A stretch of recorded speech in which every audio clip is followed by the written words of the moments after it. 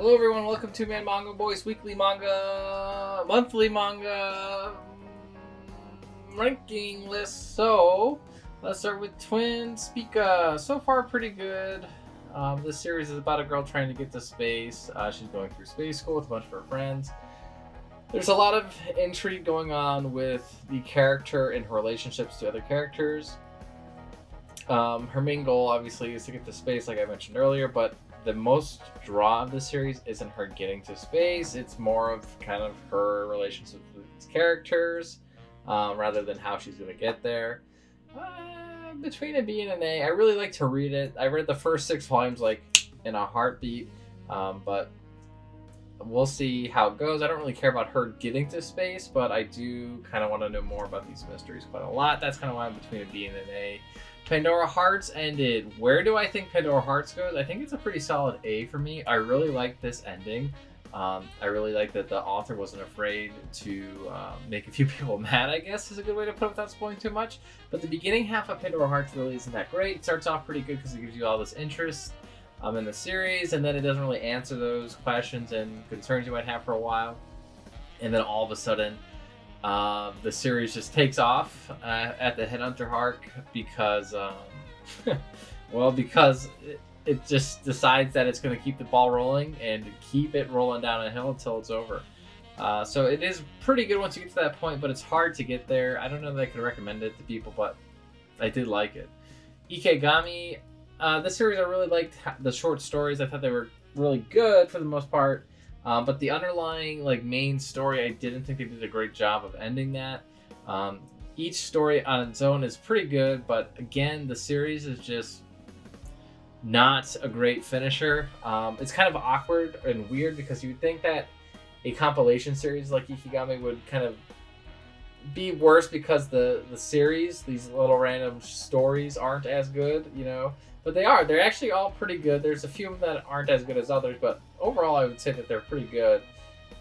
It's just the main character story is leading one way, and then, it kind of goes the other. And so that's kind of annoying because I was invested in what this guy was going to have happen to him. But what can you do, I guess, there. Red Hood in the Hunters Guild. This series is pretty good. It is a lot of fun. I liked it a little bit more than Ikegami. So far, I'm only on volume 2. I heard the series gets really meta towards the end. Right now, it's just interesting. There's a little bit of this meta commentary at the beginning, which I wonder if they added in to the volume after the end, because it seems like they knew it was being canceled at that point, but I'm not sure. Ayakashi Triangle Volume 2. This is actually better than I would have expected. I'm actually liking it a little bit more than Red Hood in the Guild, or at least this volume I like a little bit more. The main character just straight up does a Rasengan, which was really neat. And the damsel in distress character is not like a damsel in distress at all. She's actually very strong, and they've got a lot of worry about her being too strong and being more demon than person. So that's really cool. Vinland Saga is a straight up S. I think I put it in an S every time I have it in here. I really have been enjoying Vinland Saga. Each main part is a completely different genre. The first part is a lot of action and definitely a seinen. The second part is farming. It may as well be Stardew Valley Simulator. I think someone posted on April Fool's Day on YouTube, which I thought was really funny. And then this last part is pretty much I'm gonna be the old tale of Christopher Columbus. He's gonna sail the ocean and find this new land and start a whole new country. And so that's the current goal, is to find the Vinland. And that's the saga right now. Karate Survivor, Reincarnated in Another World. It's okay. I didn't really like it too much, and then I got to the end, and the end kind of hooked me. I was like, oh, that's kind of interesting.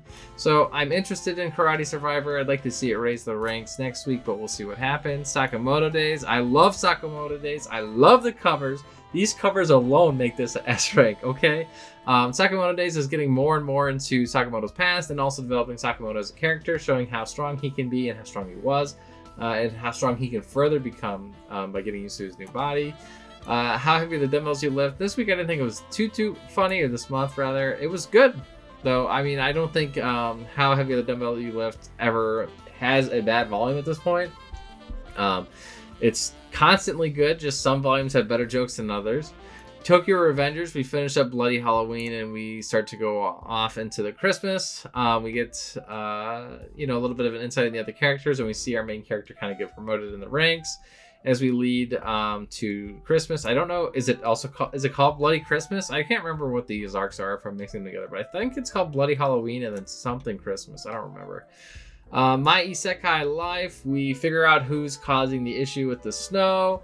This was a pretty good volume. I'd probably just rank it a little bit above Ayakashi Triangle. It's kind of was expected. We get a lot of interest with characters that are really strong. Whoops. And then we also get to see a few other more, what's the word for it?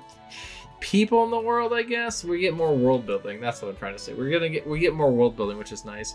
Peach Boy Riverside, I read quite a lot of this this time around, and this has been really good. I feel like Peach Boy Riverside gets better every time I read it.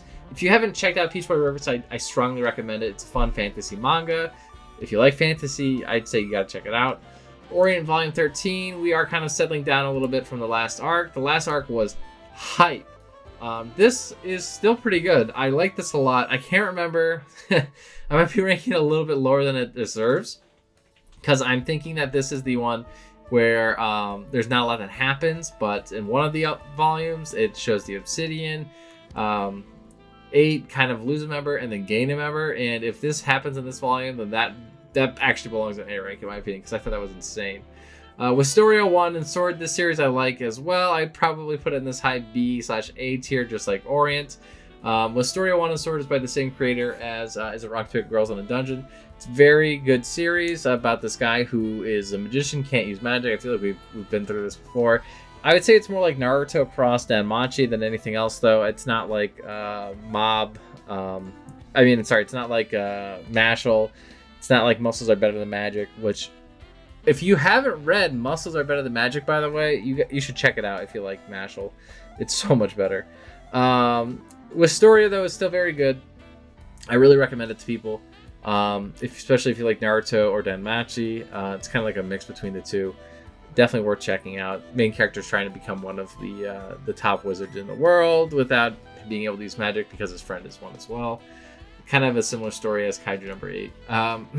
Don't Toy With Me, Miss Nagatoro. I really like this series, and I really didn't expect to like it at all, because it doesn't seem like my kind of a story. But I do really love it a lot. It is a fun story about this girl and this guy, and they are definitely in love with each other at this point. And their antics involved with their other classmates. Very good story. Not as fan servicey as I thought it would, thank God. And comedy is pretty good too. Zom 100, I really like Zom 100 too. I think it's a little bit better than Miss Nagatoro, honestly. It is really, it's pretty funny. And there's a lot of twists in it that happen that you wouldn't expect. We get some JoJo references, which are great. You know, you gotta love JoJo. So a lot of people already know a lot about Zom 100. Essentially, zombie apocalypse has happened, and the main character is trying to kick off his bucket list with his friends. And that's kind of all it is. Chojin X, this is an amazing series, or writer rather. I would say it's probably around the same tier level as Ayakashi Triangle, at least in terms of my monthly readings.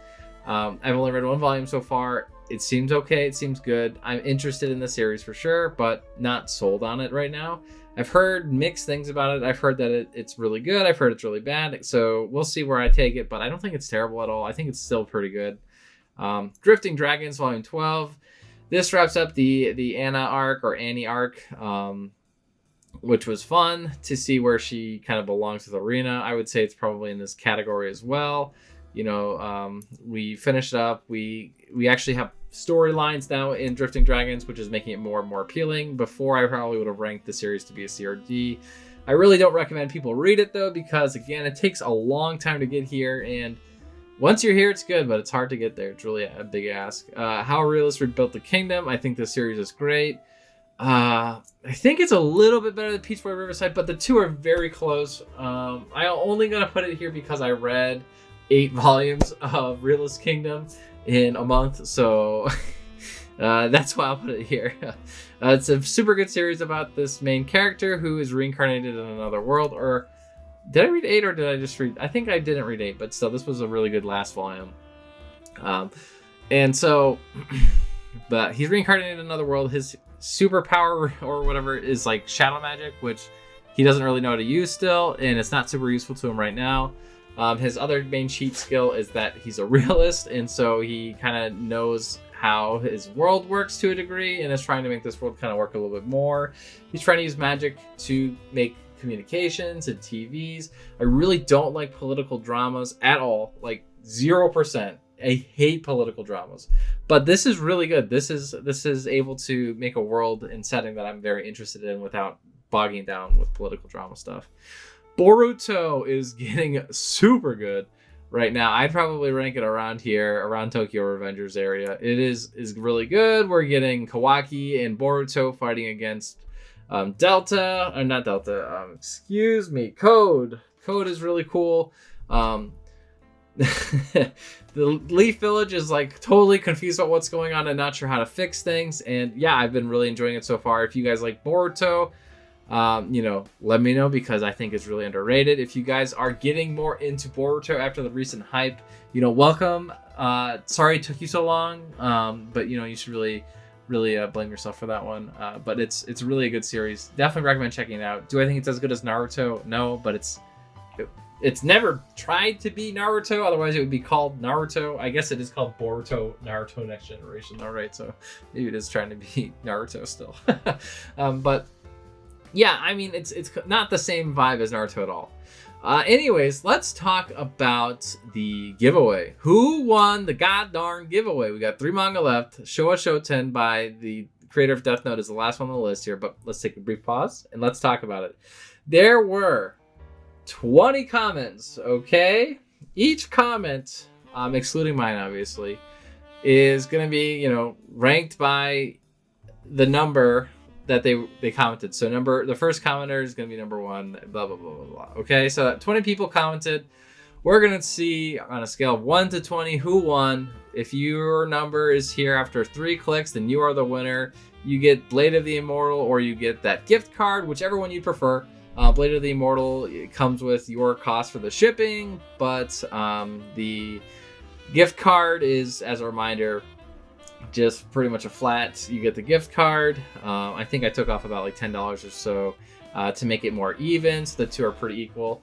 Let's see who won. 1, 2, 3. Oh, number 20, that's an easy one to count to, has won the giveaway. ABCD effect. Let me know down below. Shoot me an email. Let me know how I can get in contact with you and which option you'd like. I guess I'll give you about a week from when this comes up. I'm hoping to have this up on Easter Day, or at least the Monday following Easter. We'll see which happens. So I'll give you a week from when this airs to try to reach out to me. And I'll probably post a community post as well. Shoot me an email, DM me on Instagram, whatever. If you don't get back to me by next week, I'll find another winner and see what they would like instead. So let's finish this up. Sayonara Football. So this series is really good, about a bunch of girls trying to further women's soccer. I don't like soccer in the real world, and I don't know a lot about soccer. So I am kind of lost with this series when I'm watching the games, but they are pretty exciting even still. I don't know who's going to win. I can't really tell. I would probably put this around Drifting Dragons. I would say I would recommend reading it, especially if you like soccer. If you don't like soccer, it would still be worth a shot. It's definitely a good series, to say the least. Golden Sheep. This series is a slice of life, very similar to Mikoto Shinkai stories. I thought this was really good. I don't know if there's a movie for it or not.